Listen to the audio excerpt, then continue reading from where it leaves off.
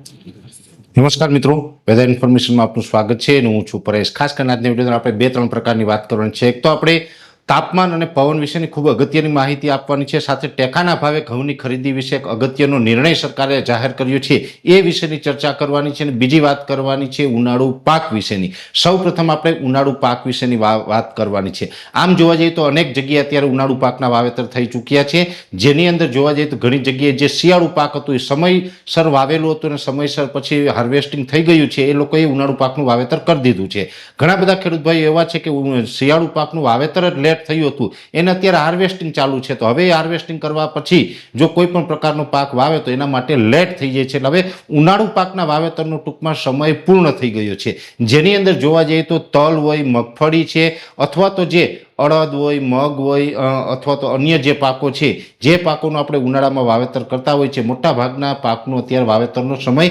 પૂર્ણ થઈ ગયો છે. હા, હજી એક આપણે જે શાકભાજી જેવા પાકો છે એનું વાવેતર અત્યારે આપણે માર્ચ અને એપ્રિલ આ બંને મહિના દરમિયાન કરી શકીએ છીએ. બાકી ઉનાળુ પાક જે અન્ય જે રોકડિયા પાક કહીએ છીએ, જેમાં 90 દિવસે પાકતા પાક છે, એ તમામ પાકનો હવે સમય પૂર્ણ થઈ ગયો છે. એટલે હવે વાવેતર ન કરવામાં આવે એ જ ખેડૂતોના હિતમાં રહેશે. બીજી વાત જે આપણે કરવાની છે, હવામાનની માહિતી આપું એ પહેલા આપણે ટેકાના ભાવની વાત કરી દઉં. આમ જોવા જઈએ તો ઘઉંનું પણ ટેકાના ભાવે સરકારે જે નોંધણી કરવા માટે તેને સમય મર્યાદા આપી હતી એમાં વધારો કર્યો છે.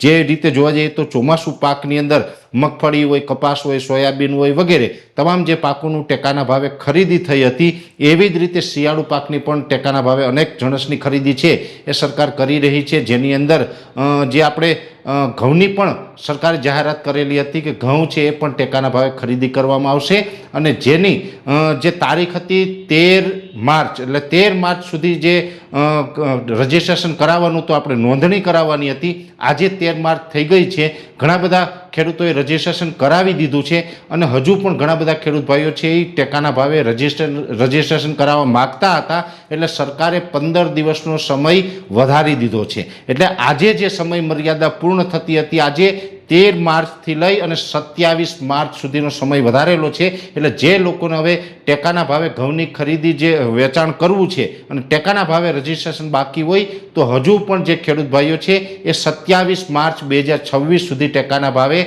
રજિસ્ટ્રેશન કરાવી શકે છે. સમય મર્યાદા આજથી 15 દિવસની વધારેલી છે, જેની દરેક મિત્રોએ નોંધ લેવાની છે. હવે વાત કરવાની છે હવામાનની. આમ જોવા જઈએ તો અત્યારે આપણે આવનારા સમયમાં માવઠું થવાનું છે એની પણ વાત કરેલી છે, જેની અંદર જોવા જઈએ તો 19-20 તારીખ આસપાસ જે માવઠું થવાનું છે, જો કે છૂટાછવાયું એકદમ સામાન્ય હશે, અને એ પછી બીજું માવઠું માર્ચ મહિનાની અંદર કદાચ 27 થી 30 માર્ચ વચ્ચે પણ એક થઈ શકે છે. એની આપણે આગળ ઉપર અપડેટ આપશું. પણ ખાસ અત્યારે પવન અને તાપમાનની વાત કરવાની છે. પવનની ગતિ આમ જોવા જઈએ તો નોર્મલ છે, ને નોર્મલ કરતાં 2 પોઈન્ટ વધારે ચાલી રહી છે. અત્યારે માર્ચ મહિનાનું બીજું અઠવાડિયું છે, અત્યારે પવનની ઝડપ છે 10 થી 12 કિલોમીટર પ્રતિ કલાક હોવી જોઈએ, એની જગ્યાએ અત્યારે 13 થી 14 કિલોમીટર પ્રતિ કલાકની ઝડપે પવન ચાલી રહ્યો છે. આ જ મુજબની પવનની ઝડપ હજુ આવનારા 4 દિવસ જોવા મળશે. તે પછી પવનની ઝડપમાં 2 થી 3 પોઈન્ટનો ઘટાડો થઈ શકે છે.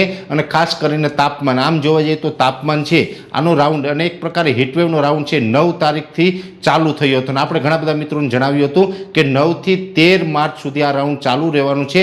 14 માર્ચથી આપણે ધીમે ધીમે તાપમાન ઘટશે.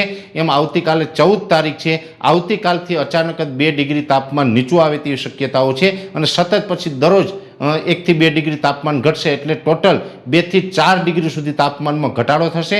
અને લગભગ મારું વ્યક્તિગત એવું માનવું છે કે અત્યારે જે તાપમાન 9 થી 13 માર્ચ વચ્ચે જોવા મળ્યું એના કરતાં 4 ડિગ્રી તાપમાન નીચું એવી રીતે 14 થી લઈ અને 20 તારીખ સુધી જોવા મળે તેવી શક્યતાઓ છે. એટલે હવે એક અઠવાડિયું આપણે ઊંચા તાપમાનમાં જોવા મળ્યું, હવે એક અઠવાડિયું છે નોર્મલ તાપમાનમાં જાય તેવી શક્યતાઓ છે. જોકે 14 થી 20માં નોર્મલ તાપમાન હશે, છતાં પણ ઉનાળો છે, એટલે ક્યાંય ને ક્યાંય આપણે બપોરના સમયે તો બહાર ખુલ્લા વાહનમાં કે ખુલ્લામાં નીકળશું તો થોડોક તો આપણે તડકા અને ગરમીનો અહેસાસ થશે, પણ જે તાપમાન હતું એની અંદર ચોક્કસથી ઘટાડો થાય તેવું એક અનુમાન છે. એટલે આ ત્રણેય બાબતની અગત્યની માહિતી હતી, મેં આપને સુધી પહોંચાડવાનો પ્રયત્ન કર્યો છે. વિશેષ માહિતી છે નેક્સ્ટ વિડીયોમાં આપવામાં આવશે. અત્યારે આ વિડીયોની અંદર એટલું જ. અંતમાં દરેક મિત્રોને વિનંતી રહેશે આ વિડીયોને લાઈક આપીને દરેક ગ્રુપમાં શેર કરી દેવો. જો તમે યુટ્યુબ ઉપર જોઈ રહ્યા હોય તો ચેનલને સબસ્ક્રાઈબ કરજો અને ફેસબુક પેજને ફોલો કરજો.